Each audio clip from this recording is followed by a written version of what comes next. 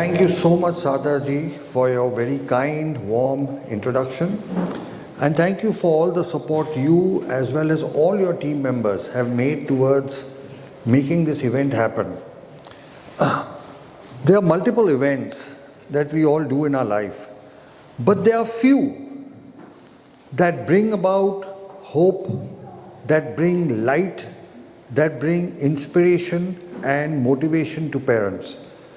Very often after we do a seminar, parents tell us for the first time in 5, 10 or 15 years, they slept well because for the first time they saw light at the end of the tunnel. I believe there can be nothing more emotionally traumatic than having a child suffer from any illness. But when a child suffers from a neurological disorder, it could be autism, CP, Downs, intellectual disability, and when you go from pillar to post, you go from therapist to therapist and everybody tells you the same thing, that nothing can be done for your child. I don't think there can be any greater what I call suffering for a parent to know that you have a child who's dependent and that nothing can be done for your child. And when you hear for the first time that something can be done, that hope is something completely different. So your efforts are going to bring about that hope in so many people. So I'd like to, when I begin, gratefully acknowledge once again Sharda Ajit ji for all the efforts you've made over the last several weeks and months cooperating with our team, the entire ILA team, the K-City Business Central Hall, Mr. Najib Kadalai, and the Shifa Al Zariza Hospital that has also helped in this event. So, India and Bahrain have an friendship that goes back several years.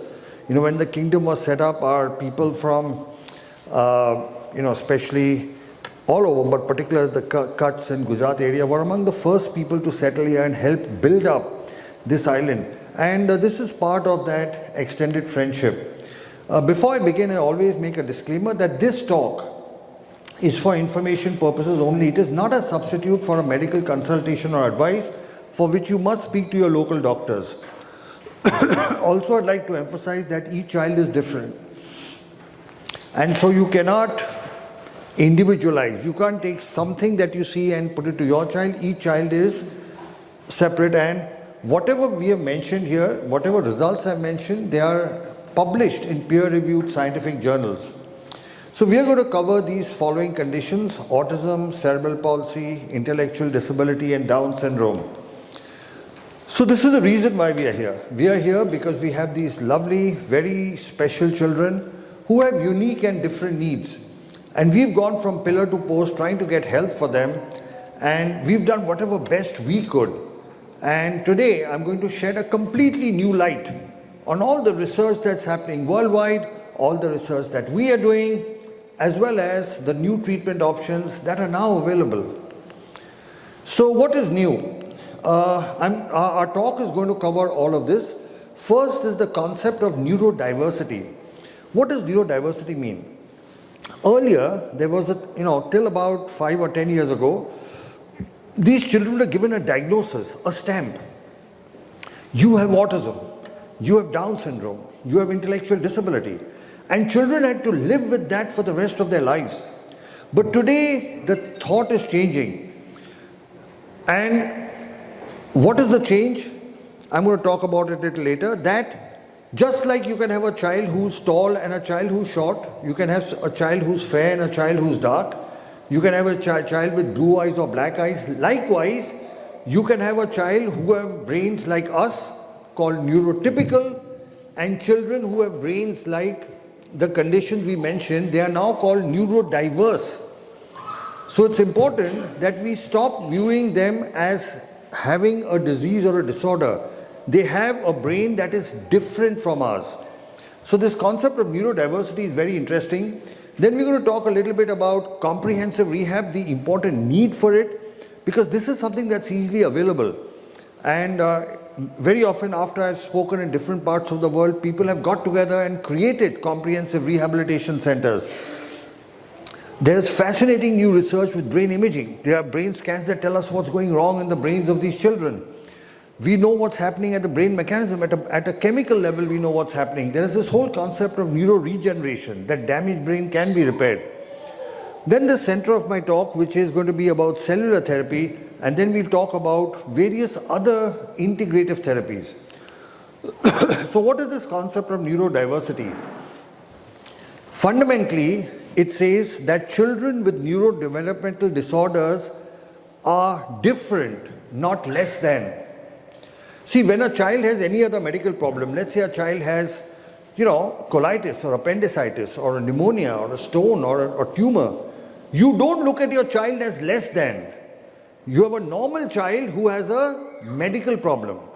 But when a child has a brain problem, we look at the child as less than, like there's a problem in the child.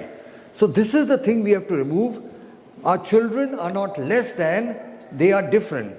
And to highlight this, I play a small clip from a movie called The Accountant, which very nicely explains this. That little clip shows something very important, that our children again are not less than, they are different. Now, there is something very exciting happening in the medical world with regard to new brain imaging. And here you can see these are scans of the brain where whatever is blue is damaged. So today you have a simple brain scan which in color shows you which parts of the brain are not working in children with autism, CP, Down syndrome and intellectual disability. This was something which was not known till a few years ago. And we have found that these are the areas of the brain that are affected. These are technical words. But we know that there are some parts of the brain which are working less, but also there are some parts of the brain which are working more. And that is why now there is an entire shift. Instead of looking at what these children don't have, we have to focus on what they do have. You're all aware that Elon Musk, the world's richest man today, had autism as a child. Google him. He talks about his autism. So did Albert Einstein. So did Isaac Newton, Leonardo da Vinci. Some of our great tech geniuses, Steve Jobs, Bill Gates, they didn't have autism. They had some amount of ADHD. They could not go to school. They could not graduate from college. They just did schooling. But these people changed the world. So today, there is a new shift. We are not looking at what they don't have. This shows what they don't have, what is damaged, but it also shows what is extraordinary in them. And so that is what is happening. We are looking at what is unique and special in them. And this is research that we have done. This is our paper published by me, which for the first time actually showed in children of autism which parts of the brain are not working. And we found something interesting. We found that the brain activity keeps on decreasing over the years. So if at 2 years it was like this, by 12 years the brain activity keeps coming down.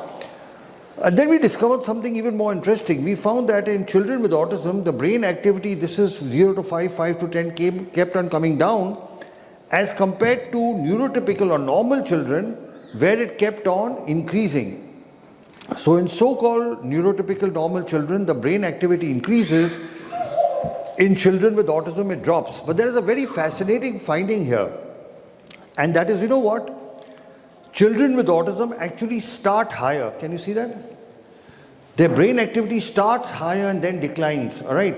So this is our research. This is published in the paper. And what this says is that if you intervene early, because finally what we want is our children's brain, instead of going like this, we want it to go like this. If you intervene early, you can bridge this gap. If you intervene late, you have a bigger gap to bridge. Now there's some very newer, fascinating biochemical research. One of them that works on different, what vitamins are less, what hormones are less, etc. So one of the first is vitamin D. We found virtually all our children with neurodevelopmental disorders have low vitamin D levels. We have focused on a lot of other vitamins, but we have not focused on vitamin D. Especially for autism, we are finding almost all of them have low vitamin D levels. We are noticing that they have, now this is very interesting.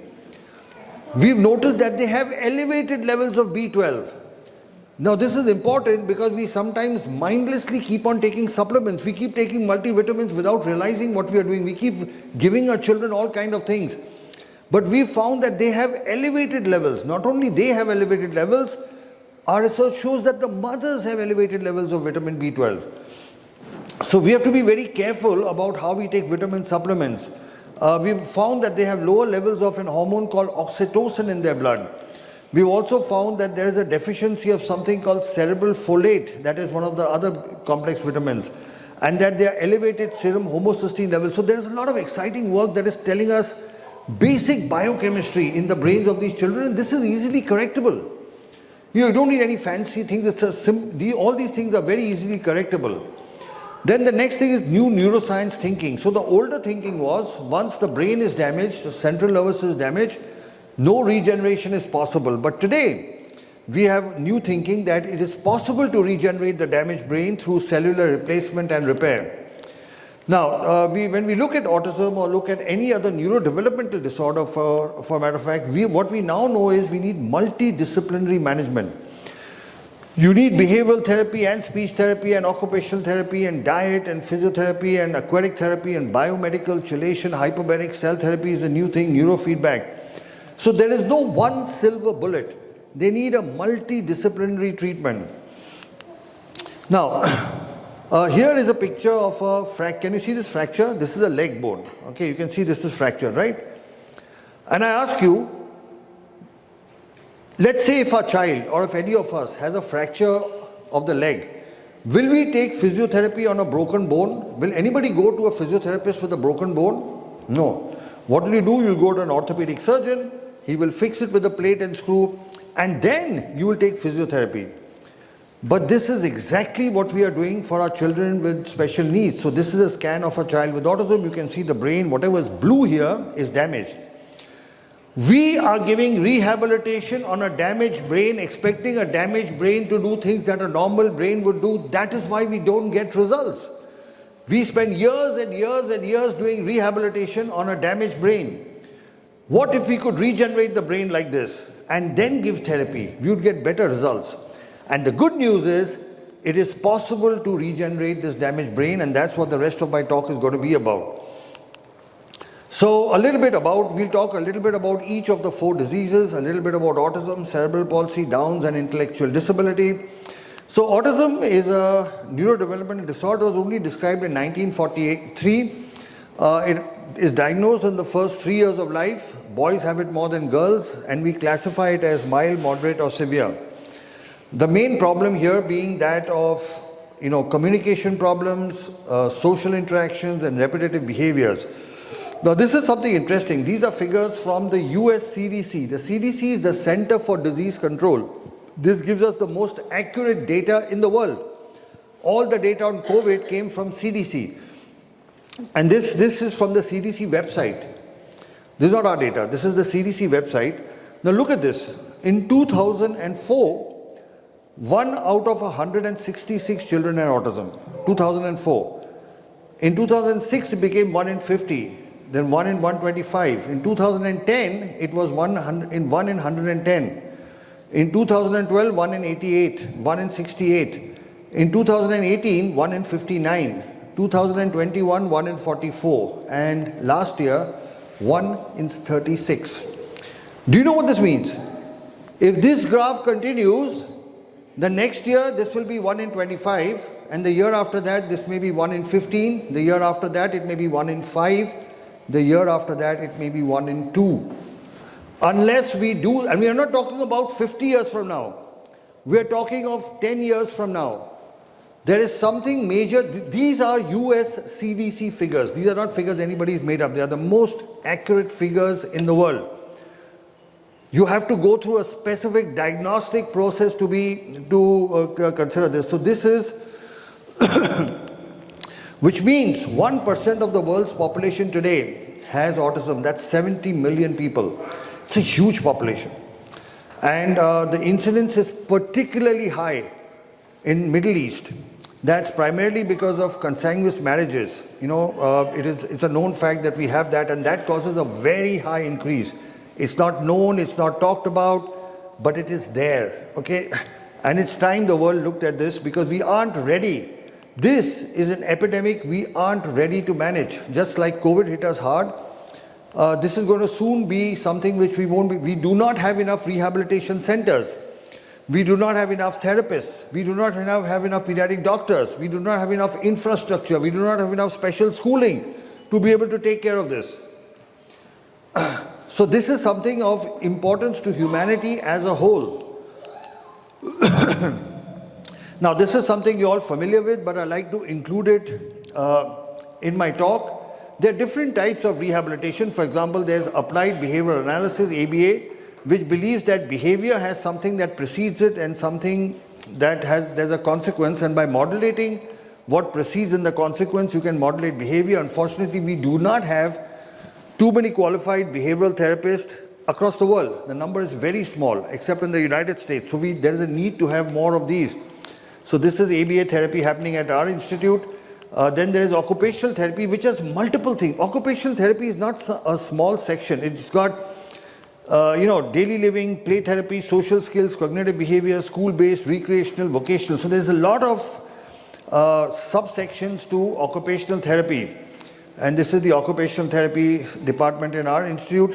Then there's sensory integration, because a lot of these kids have sensory issues and they need to be addressed. So this is the sensory integration treatment room in our hospital. Then speech therapy is of course very, very important. The shift that has happened is, earlier it was believed that you need to have verbal speech, and now the shift is from speech to communication. This is speech therapy happening at our institute. Then physiotherapy, again very important, even for whether it's in cerebral palsy, physiotherapy has a very important role, but we believe even in autism, in ID and Down syndrome, because of motor incoordination, clumsiness, gait issues, physiotherapy has an important role. That's physiotherapy. And aquatic therapy is something we believe, we have discovered over the last 10 years, has a very, very important role to play. Aquatic therapy does wonderful things, from improving the posture, sensory issues, social behavior, cognitive attention, sleep patterns, hyperactivity. Aquatic therapy is not swimming. People think aquatic therapy is swimming. No, it is rehab in water. And it is very, very important that you have this, because it gets you very positive benefits. So we have a dedicated aquatic therapy section where therapy is given inside water. And I think it's important everywhere that every rehab setup has aquatic therapy with them. Then there are of course art-based therapies, that's art-based that are music therapies, etc. So that I highlighted that to let you know that you need all these therapies together. You can't just do occupational therapy and speech therapy. You need comprehensive therapy, and I think it would be very important if organizations like the ILA actually work together to create infrastructure with support from the government to be able to look after these kids, because the number is increasing, because we don't have, these are kids who can lead independent lives, who can get back, ability to have a vocation or earn a living. But if there is no infrastructure, they can't do it. Now for my specialty, the main thing that I do, which is cell therapy. There are different terms. Some people call it stem cells, some cellular therapy, some regenerative medicine. So basically, this is a modality where you use healthy cells. You take good cells, replace the damaged cells. Like this is the damage that you see in a brain of a child with autism. If you give stem cells, the damage goes away. Now there are worldwide hundreds of papers. In neurological disorders, there are over 200 papers worldwide showing the benefits of cellular therapy. In autism, there are 33 papers. In cerebral palsy, 44 papers, and those are the other medical conditions.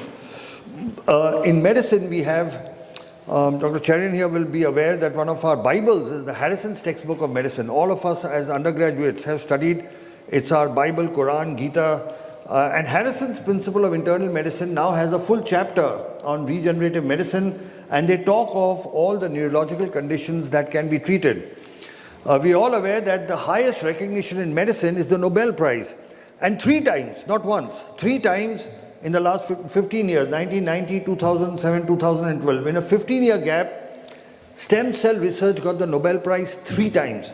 There is no other field of medicine that has repeatedly got the Nobel Prize, but stem cell therapy has. Here is a small video of one of the greatest scientists who ever lived on this planet after Einstein.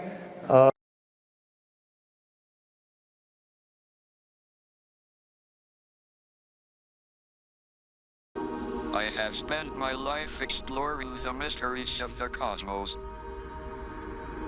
But there's another universe that fascinates me. The one hidden inside our bodies. Our own personal galaxies of cells. Today, we are on the brink of a new age in medicine. An age where we will be able to heal our bodies of any illness. All because of cells inside us, which have special powers. They are called stem cells. So Stephen Hawking himself has a disease called motor neuron disease, which had no cure except stem cells, and we have done a lot of work on it. So how does cell therapy work? Basically, these are cells which, stem cells are cells which have the ability to multiply. So there's a single cell, you can make several 100,000 lakhs of cells. They convert into any type. So you take a single stem cell, it can become a brain, a heart, a muscle, anything that you want, depending on where you put it. So these are the two beautiful qualities. Something which can multiply and grow, and something which can convert into whatever you want. You put it in the brain, it becomes brain. You put it in the heart, and it becomes heart. They improve the blood supply, something called angiogenesis. So when you put stem cells, they attract fresh blood towards it, and they release certain positive chemicals in the brain. These are called growth factors. So they can repair, regenerate, and replace the damaged tissues. So there are two types of cells. Autologous, when you take from the child or the patient and put it back in the patient, and allogenic, when you take it from a donor. So you can get cells from the embryo, that is the unborn fetus. When life starts when the mother's egg and the father's sperm comes together, it becomes a fertilized egg. This then starts multiplying, and on the 5th day of life, all of us in our mother's womb were a grape-like bundle of cells. And these were a bunch of embryonic stem cells. So all of us on our 5th day of life were a bundle of stem cells from which the whole body was formed. So there are some people who take this and use it for treatment, but we do not use it because this is a little controversial. You can get stem cells from the umbilical cord. The umbilical cord is the cord that connects the mother and baby at birth. Then you can, but we are not using this either. Then there are adult stem cells, which you can get from the bone. So in the center of a bone, there is a liquid called bone marrow. And this is rich with stem cells. There are millions of stem cells there. So we use this. And then there is something called iPSC, which is a combination of these two. This is still in the research phase. So I want to emphasize, we do not use outside cells. We use only cells from the child and put it back in the child. Why do we work with adult cells? Because they are safe, they don't form tumors, they don't get rejected. You can easily get them from a needle prick, no operation is required. And there are no ethical issues about its use. How do you put them back? You can put them back in the lower back, spinal fluid, where the spinal fluid takes it up to the brain. This is what we do, but you can also inject it IV, you can put it in the muscles, you can put it in the artery, you can give it through the nose, you can put it directly in the brain. But we prefer this very simple technique. So the way we do it is very simple. There are 3 steps. We put a needle into the bone, the pelvic bone, just above the hip bone, that is right here. This is a real picture, this is a diagram. We take out the bone marrow. This bone marrow is taken to the laboratory where it is filtered. Once the stem cells are ready, we inject it in the lower spine fluid, and that fluid takes it to the brain. Now we'll just watch a video of this. So here you can see the bone marrow. There's a needle, bone marrow is coming out, the child is sleeping. We take it to our laboratory. We separate the stem cells with a single needle, we inject it back. So I'm going to repeat that again just so that to show you how simple it is. Bone marrow coming out. It goes to the laboratory. The cells are separated. There are machines that count it, and then with a very thin needle, we inject it in the lower back. So in this treatment, there are only 2 needle pricks. With one we take out, and with one we put back. So worldwide, there are several. Are we the only people doing it? No, there are several other places. Now, basically, the way cell therapy works is the main problem with autism is there is decreased oxygen, and there's problem with the immune system. it attacks both of these mechanisms and causes improvement. So worldwide, there are 33 papers, 461 patients, of which 359, that's 80% have improved. This is not the number of patients treated. The number of patients treated is in thousands. This is number of patients which are published in scientific journals. So the world's first paper has been published by us. The second was from China, third from Italy, fourth and fifth from the United States. The sixth paper again was our paper, and then you have from other countries. So this was the world's first scientific paper. It was published in 2013, which actually showed the benefits of cell therapy in autism. And it was a small series, 32 patients, and we showed that 91% of our patients improved. This paper came from China, and this is 37 patients. They showed a 88% improvement. This paper came from the United States, 25 patients, 90% improvement. This paper again came from the United States, 25 patients, 90% improved. This paper came from Mexico, 24 patients, 95% success rate. This paper came from Vietnam, 30 patients, 93% success rate. This paper from Italy, 45 patients, 78% success rate. This is something called a meta-analysis. This is what I showed you earlier was individual people. This is a combination. So in this combination of 461 patients from 11 studies, they said that it is safe, it improves the patients regardless of the cell source, and there was a significant improvement. This is another meta-analysis which studied 325 patients, and they also said it is safe and effective. So that's just to let you know that worldwide, from all the continents, people have shown roughly between 85 to 95% success rate. Now what about our own publications? So this is a published paper of ours in the American Journal of Stem Cells, in a very prestigious journal, the American Journal of Stem Cells. And in this we showed data from 254 patients. And here's what we found. We found that there was improvement in social interaction, eye contact, attention, stereotypical behavior, aggressiveness, hyperactivity, self-injurious behavior, sitting tolerance, command following, speech, and communication. So all these, this is the percentage of improvement, what you see above. And these are scores. These are Indian score for autism and CARS, and this showed 94% and 95% improvement. Now this is something interesting. This shows that when you treat below 5 years, you have a 98% success rate. Very interesting. At 5 to 10, it is 95. But then as age becomes older, the percentage drops. So the earlier you treat, the better results you get. This is from our own data. And then there is objective proof. So this is on a Siemens machine. You can see the blue is the damage before, and post-treatment you can see the damage is gone after 6 months. This is on a General Electric machine. Here's the damage, and after 6 months you can see the damage has got repaired. Green has come. So there are brain scans that for the first time in medical history are showing that the damage in children with neurodevelopmental disorders can be repaired. This is objective facts. This is a General Electric and a Siemens machine that is showing us that the brain is getting repaired. And we have a total of 16 scientific papers in autism. Now we'll just, also in medicine we have what are called textbooks that doctors read. And in textbooks you have chapters. What I showed you earlier was scientific papers. These are chapters in textbooks. So in this book, Recent Advances in Autism, they've introduced a chapter, Stem Cell Therapy, and they asked us to author it. Now we'll just see a couple of videos to show what kind of improvements we can expect. The first is a child from America whose father was a cardiologist, mother was a nurse, and we'll see the fantastic improvements. The second video is a mother who had triplets, 3 kids. Imagine, dealing with one child is difficult. Imagine if you had 3. So we'll see her story, and then we'll see another story of a child from India.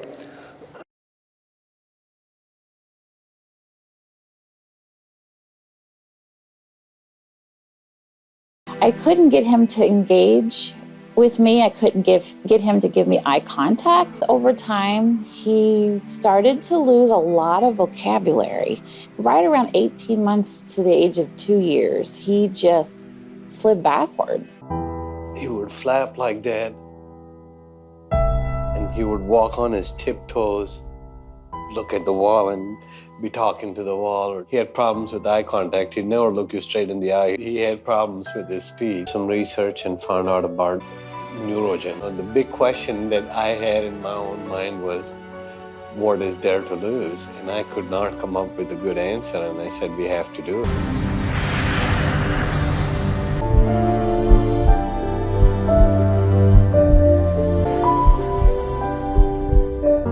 We started seeing better eye contact, definitely a difference in his engagement with us, with his sibling, his mood. He was so much calmer. Now he's all about taking his own shower. I have to just prompt him to get out, but he'll wash himself and he'll put his clothes on. Saw the PET scan images. I can't tell you the word, we were just so excited and thrilled. The areas that were hypoactive or non-active were warm. There was activity there. Ganesh has gone from the 3rd grade, 4th month reading level to a 7th grade, 1st month reading level in 5 months. Not only that, he's getting A+ everywhere, and he got a GPA of 3.8 on 4. His autism is completely reversed. Today this child is independent, graduating, studying in college, traveling all over the world independently. He just visited 8 different countries independently. So this is what is possible. Now let's see another video. We went to different doctors, we went to different hospitals, and when I brought it up, they were like, oh, no, don't worry, it's because they are boys, they are triplets, they were premature. I would be walking out and I'm like, bye, and no child is crying, no child is waving back bye. And by then, for sure, I knew that they should be doing that. The children had this behavior of disappearing. In fact, Eric disappeared 3 times in the middle of the night. The biting, the spitting, the scratching. How are we going to stop this behavior? We went to see the neurologist, and in 5 minutes, he said, these children are autistic. As parents, it was very traumatizing. First of all, we didn't understand what autistic means. So I decided to really get to read a lot about autism. I remember the first time I read about stem cell. I was like, wow, this is really good. We had a lot of questions which we asked, and we got very clear answers from Dr. Sharma. The day of the stem cell itself came. Actually, I was a bit anxious, of course, but really I didn't have fear. A bit of apprehension, anxiety, of course, as a mother, but I knew they're in good hands. We put a needle in this pelvic bone, and then we take out the bone marrow, which is the fluid inside the bone. The pure stem cells, once they are ready, a thin needle is inserted into the lower back. We inject the stem cells into the cerebrospinal fluid. It flows all the way up to the brain. Things that would have taken probably years to be accomplished in my sons, in like 8 months' time, we've really been able to come very far. Just with water. They used to defecate on their clothes, but now they can use the toilet. We've seen a lot of improvement in terms of spitting. The tantrums have reduced. Sleeping used to be a problem before, but at the moment, he's taken to his bed. It takes a few minutes and he's asleep. You see my son's cycle. You try to make them understand what it is to pedal, and they couldn't. But after stem cell, when we arrived in Kenya the following day, and we went out, and these guys could cycle.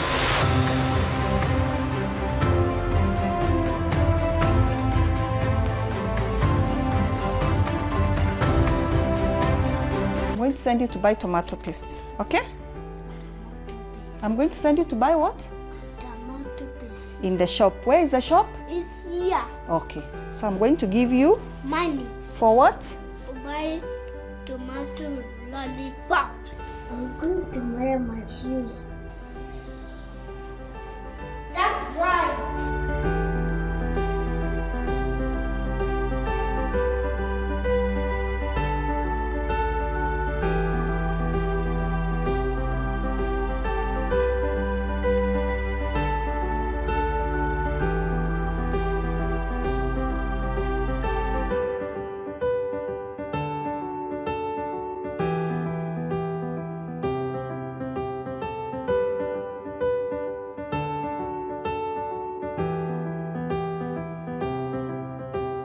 Parents ask me, so do you really think stem cell works?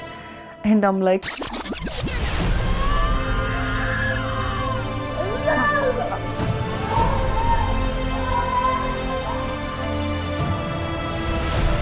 I can see changes, I can touch, I can feel, I can smell.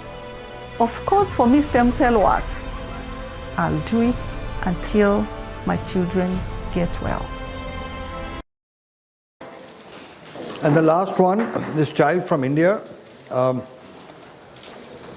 There's a reason why I'm showing this, because here was a child who was totally dependent earlier, and now you can see what... Shantanu was my first child, so I was very excited about how he would be. But when I came to know that my child has a problem, it shocked me and I wondered, why did this happen only to me? Shantanu's behavior was very different from that of other normal children. For example, normal children walk on the feet, but Shantanu walked on his toes.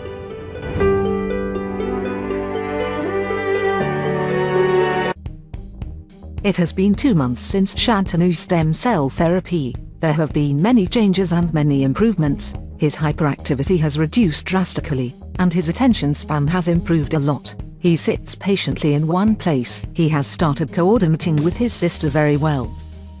He plays with her very affectionately. We are glad we took the decision to give him stem cell therapy. It has been 6 months since the stem cell therapy. Shantanu has shown a lot of improvements. His hyperactivity is almost as good as non-existent. His handwriting has become much better. His eye contact has also become better. I have never seen Shantanu dancing, but now he takes a keen interest in dancing. He also likes to listen to music. He can now fold clothes. Earlier he was not able to fold even a handkerchief, but now he can easily fold blankets. He helps me in cutting vegetable and in cooking too.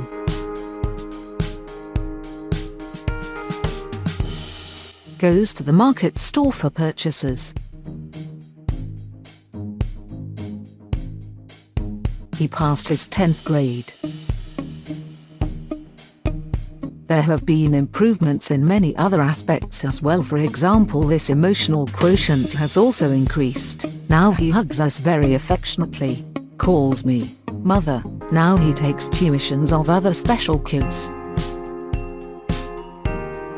A child who could not speak, who could not go to a school, is today taking tuitions for deaf children. He's making a living. You know, I didn't believe this. When his mom called up, we didn't believe it. We said, not possible. We went home and we recorded that. He was teaching deaf and dumb children, giving them tuitions. I saw him giving tuitions in maths. We can't even talk to children who are deaf. But he was able to do that. So very briefly, we'll look at some other conditions. Cerebral palsy. In cerebral palsy, there's damage to the brain, but it results in a physical. In autism, there is a problem in thinking and cognition. Here the body is involved. There is tightness and weakness either of one half of the body, the legs, the entire body, etc. And the damage is far more severe, as you can see there. There are some medical treatments that we can give, anti-spastic drugs, anticonvulsants. There are some surgical procedures we can do, but it doesn't repair the damage in the brain. With cell therapy, you can see this is the damage in cerebral palsy, and after 6 months, you can see it's gone. So you can fix even severe damage like this, because the entire damage is gone. And this work is published in a scientific paper, Stem Cell International, where we were not the first. In autism, we were the first. Here, people had published before us. where we've shown that autologous bone marrow cell therapy works in cerebral palsy. We've published 15 other papers on this, and there is this European textbook, Cerebral Palsy Challenges for the Future by Intech. They've introduced a chapter. So we have not only published papers, but we've written chapters in textbooks as well. Now here's this child, you can see he's totally wheelchair bound. He could not move his hands and legs at all. All 4 legs, spastic quadriplegia, very severe. And now you can see the same child after cell therapy is not only able to use his hands, he's able to sit independently, he's able to pack a bag, charge a mobile. And this is something that was so important for the mother, that the child who could not stand and sit could take out a bottle of water, open it and drink himself. And you can see now he's walking independently. From being totally wheelchair bound, this child is now walking. Then intellectual disability. Now in intellectual disability, you get a different type of brain damage. It is less than cerebral palsy, but it is more diffuse than autism. And this is data from 247, 84%. So 15% children didn't improve. We had about 15% doing very well, then moderate, mild improvement, and overall an 84% improvement. And these are the things that improve: their cognition, memory, problem solving, understanding of relationships, social inhibition. You can see the percentage improvement. So it's not 100%, but still, if you don't do anything, this would have been 0. So even if you have a 66% improvement in understanding, a 58% improvement in memory, a 40% improvement in problem solving, 57% in relationship, this is in toilet training, 81%. This is big. You have to, only a child of, a parent of a special needs child can tell you how important it is that our children get toilet trained. And we've seen an 81% improvement in that. And this is a scan before. You can see the damage before. It is slightly different from autism and CP. And post-treatment, after 6 months, the damage is completely gone.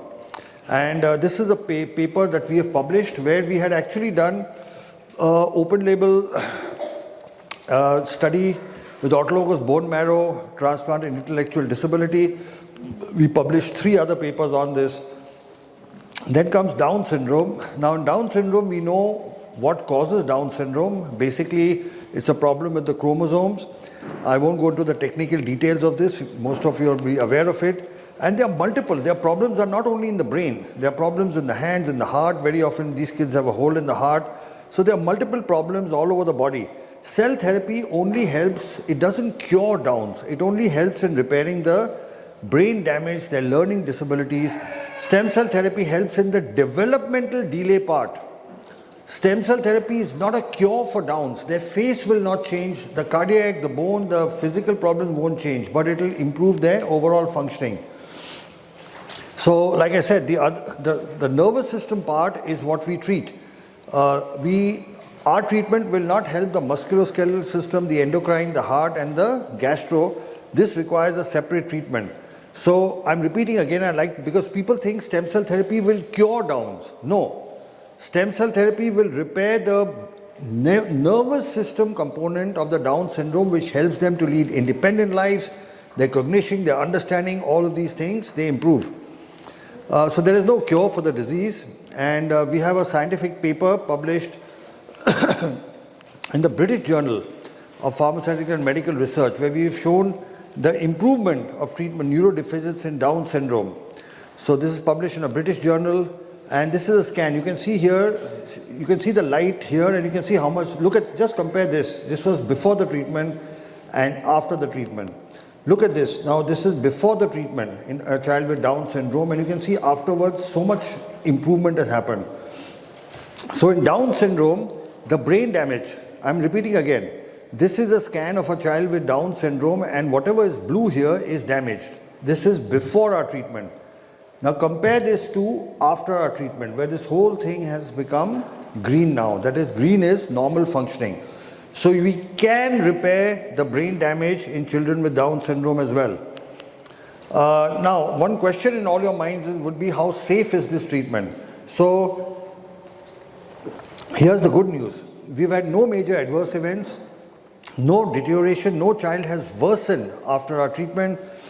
there is a 3% increase in epilepsy in those children who already have epilepsy. Then 10% of the kids get a spinal headache. This is for 2 or 3 days after the treatment. They may have some nausea or vomiting. These are minor, they are reversible. But there is no major adverse event. And we even published this. So the fact that seizures can increase, most people publish only their good results.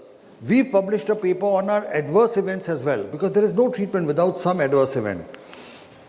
To explain the ethical aspects of our work that doctor may understand is that we have what is called an institutional ethics committee, which is registered with the Ministry of Health, and they have oversight into our work. So whatever work we do has oversight of a Health Ministry registered institutional ethics committee. So cell therapy is not a cure. It has to be combined with conventional and comprehensive rehab, and it's not a standard of care, but it is considered to be a clinical option. Now, the last part of my talk is on what is called integrative therapies. So there are a whole lot of new therapies available. These are simple, easy, and I'm hoping that at some stage in Bahrain itself, all these can be made available. And they also benefit a lot. Now, one of the most important of these is hyperbaric oxygen. They are all, majority of them are oxygen based. So this is something called hyperbaric oxygen. It's a chamber. The child goes inside. You can see the child is inside with the parent. There's a TV screen. They can watch cartoons. They're very comfortable. They enjoy it. And what we do in this chamber is we give oxygen under high pressure. Now, how does it work? See, normal. Right now, all of us are breathing oxygen.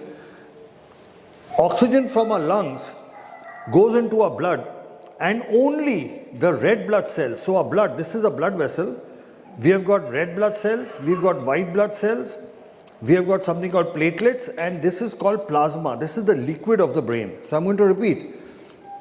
Our blood has got red blood cells, white blood cells, platelets, and it's got plasma. Right now, all of us, whatever oxygen we breathe, can only be carried by the hemoglobin of the red blood cell. So the plasma has zero oxygen in it. White blood cells have zero oxygen in it. But when you give oxygen under pressure, the oxygen goes into the entire plasma.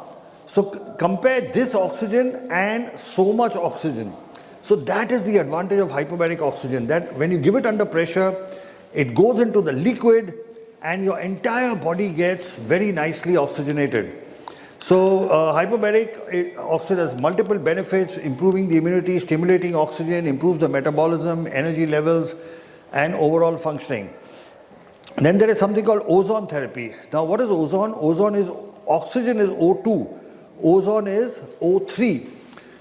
It's like a super activated oxygen, and what it does is it has very strong effects on the viruses, bacteria, fungi. A lot of our children have fungal infections, etc. It reduces inflammation and swelling. It reduces blood clots. It has an antioxidant effect.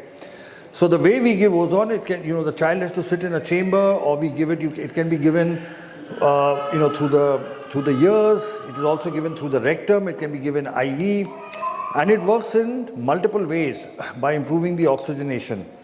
Then there are some other integrative therapies like gut cleansing.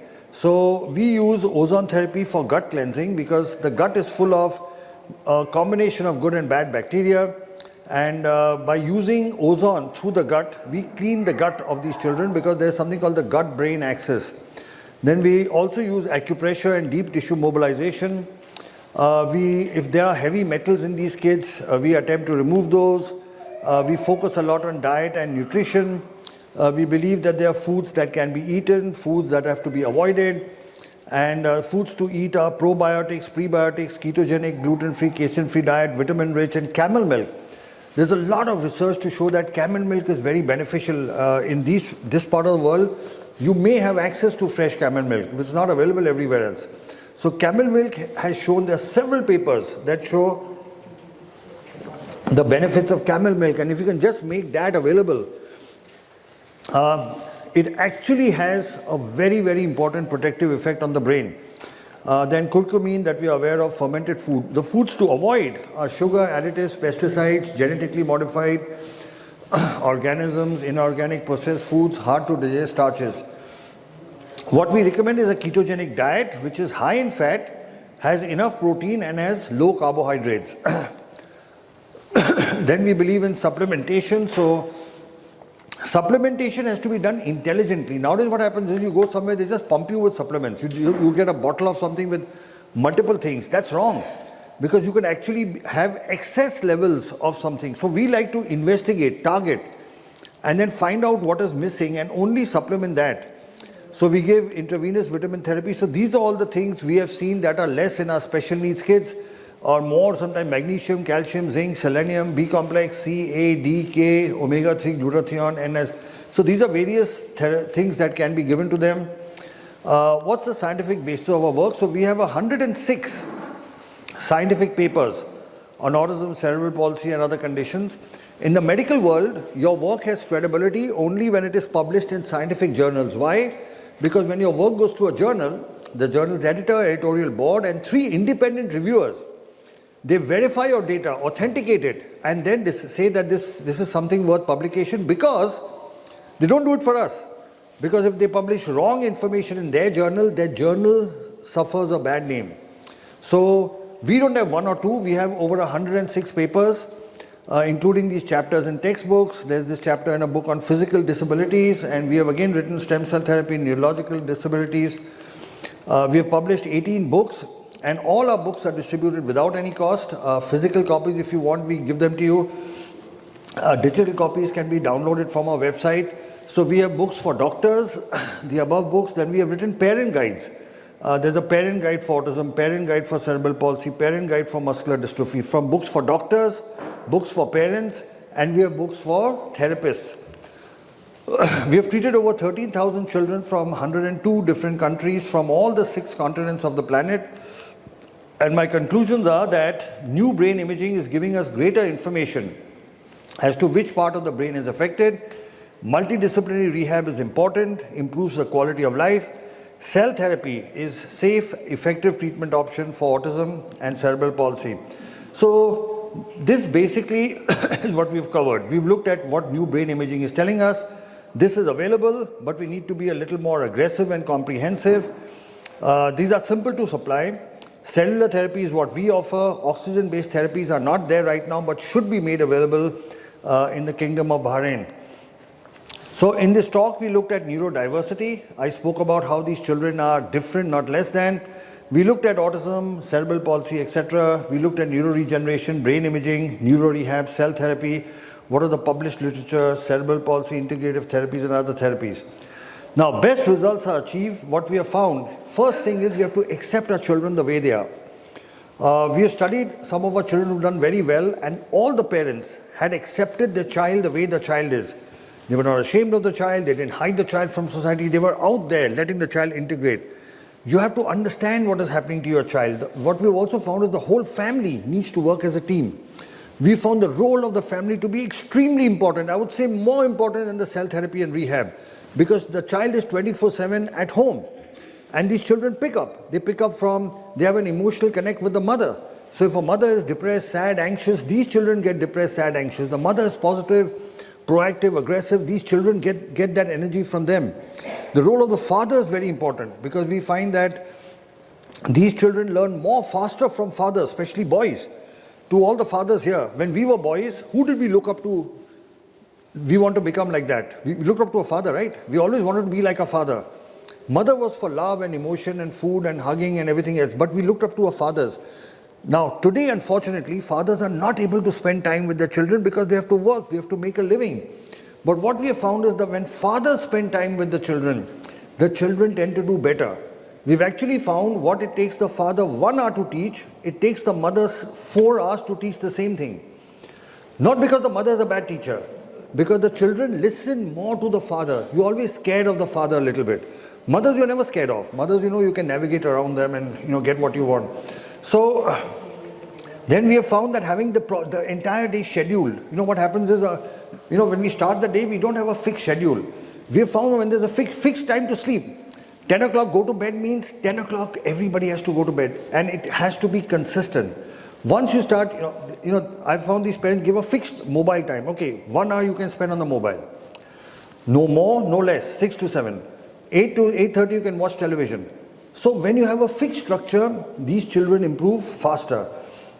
And then cell therapy I spoke about, comprehensive rehabilitation, correcting micronutrient imbalances. Very important, but they have to be tested first. See, there are two things. There's something called mindful living and there is something called mindless living. Mindful is when you do something consciously, you're doing it 100%.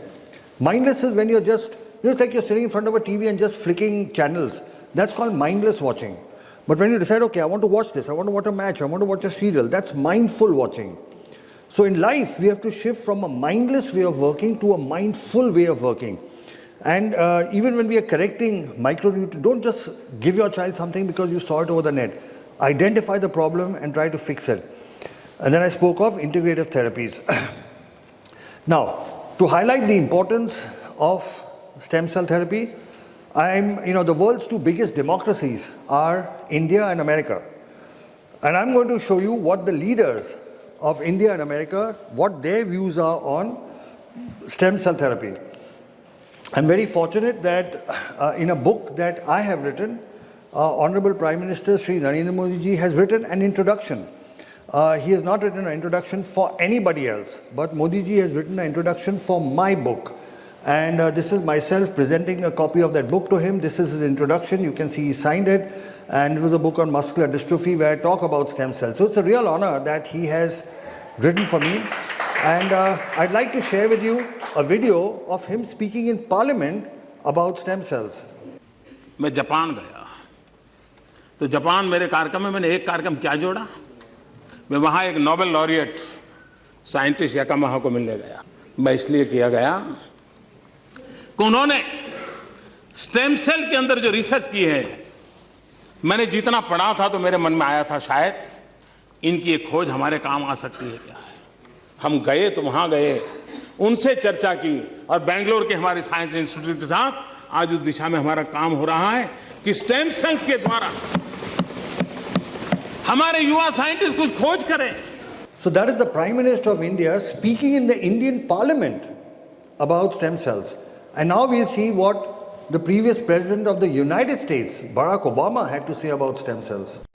Today, with the executive order I am about to sign, we will bring the change that so many scientists and researchers, doctors and innovators, patients and loved ones have hoped for and fought for these past 8 years. We will lift the ban on federal funding for promising embryonic stem cell research.